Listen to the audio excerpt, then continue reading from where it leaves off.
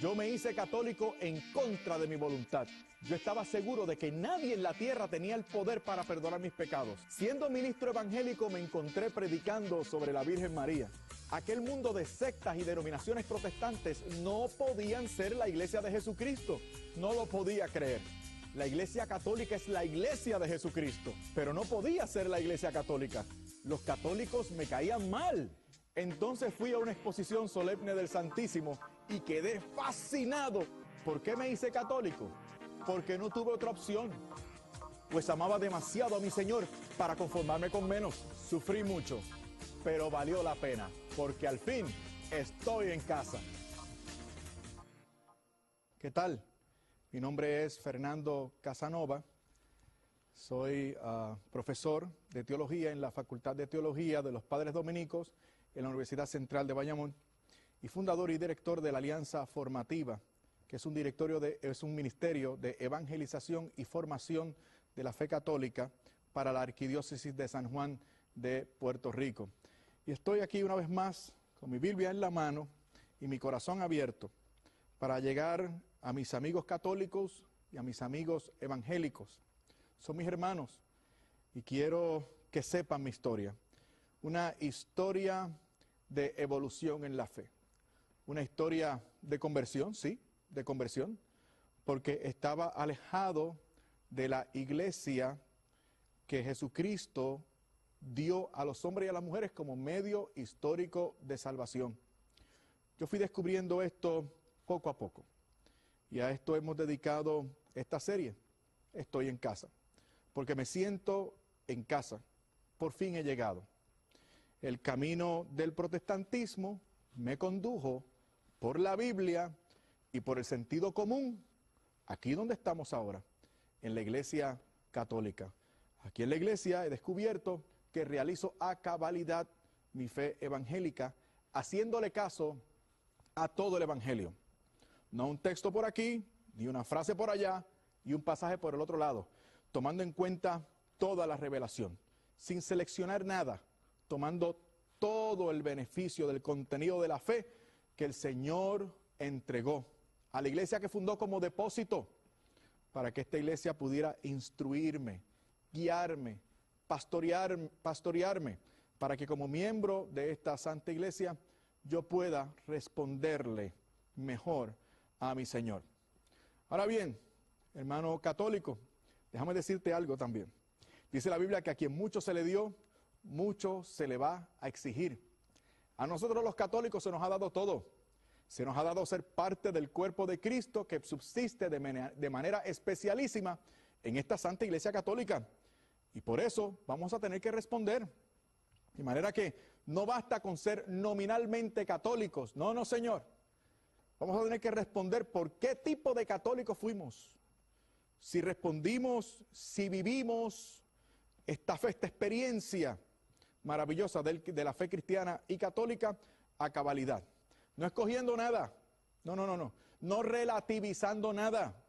No tomando lo que me gusta y desechando lo que no me gusta.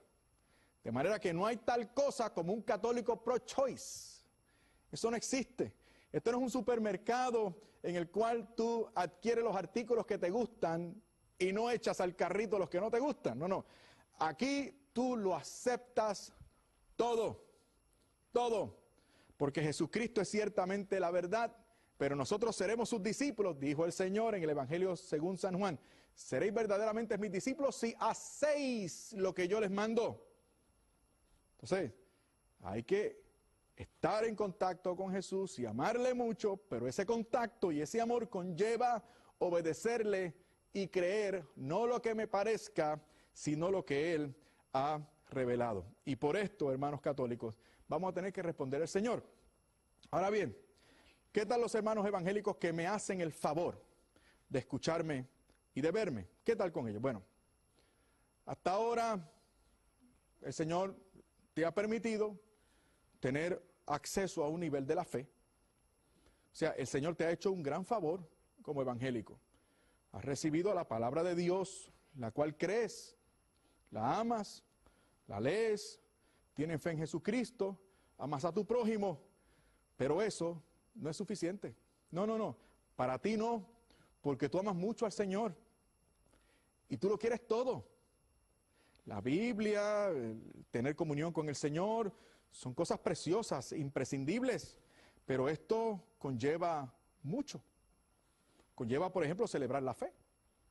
Y la fe hay que celebrarla de cierta manera. Y esa manera instituida por Cristo para celebrar la fe es la Santa Eucaristía, que es un sacramento además. Entonces, mi invitación una vez más es a que prestemos atención al contenido bíblico, pero no seleccionando textos, sino profundizando. Hemos dicho en el programa anterior que el criterio de autoridad que Cristo fijó para nosotros conocer, saber, beneficiarnos de la verdad, es apostólico, un criterio apostólico. Y que el Papa está en la cima de ese criterio. El Papa y los demás obispos en comunión con el Papa son referencia autoritaria para mí y también para ti. Así lo dispuso el Señor. Yo recuerdo cuando estaba en mi clase bíblica dominical, era un niño, y una de las primeras cosas que a mí me llamaron mucho la atención sobre el catolicismo, recuerden que yo nací y me crié en una iglesia de extracción pentecostal, conservadora, fundamentalista, gente muy buena, gente que amo y aprecio muchísimo, pero parte de la doctrina de esa facción del cristianismo consiste en ser anticatólico o anticatólica. Tenemos que admitirlo. Parte de la doctrina del ideario religioso en el cual yo me formé era también anticatólico. Por ejemplo, recuerdo yo aquella clase bíblica dominical, yo debía tener algunos 13 años tal vez. Me dijo mi maestro de escuela bíblica dominical que el Papa era el anticristo, que era el anticristo, nada más y nada menos.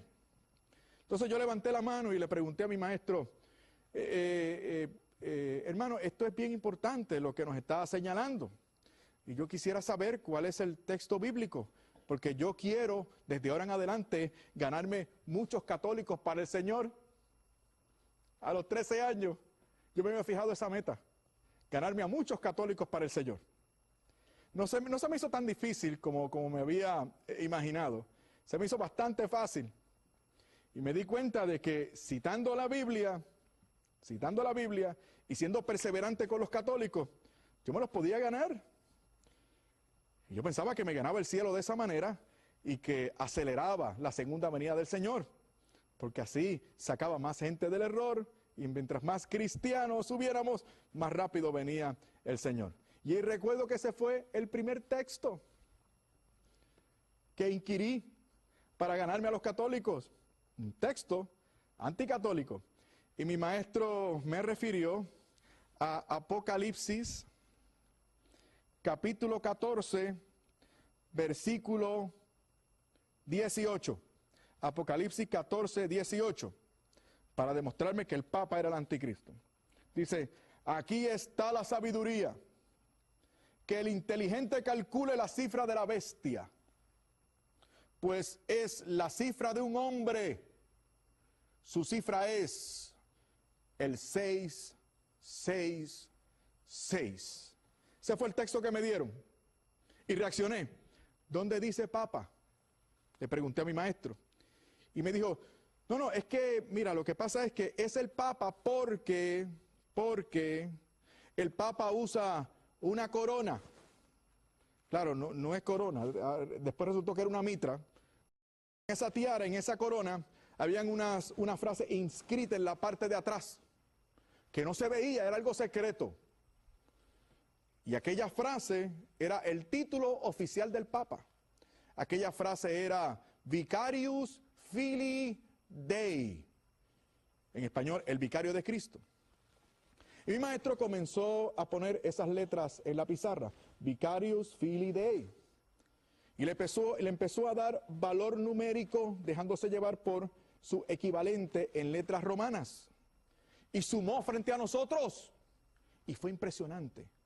Dio la suma de esos caracteres romanos que constituían el título del Papa, Vicarius Filii Dei, dio la cifra de 666.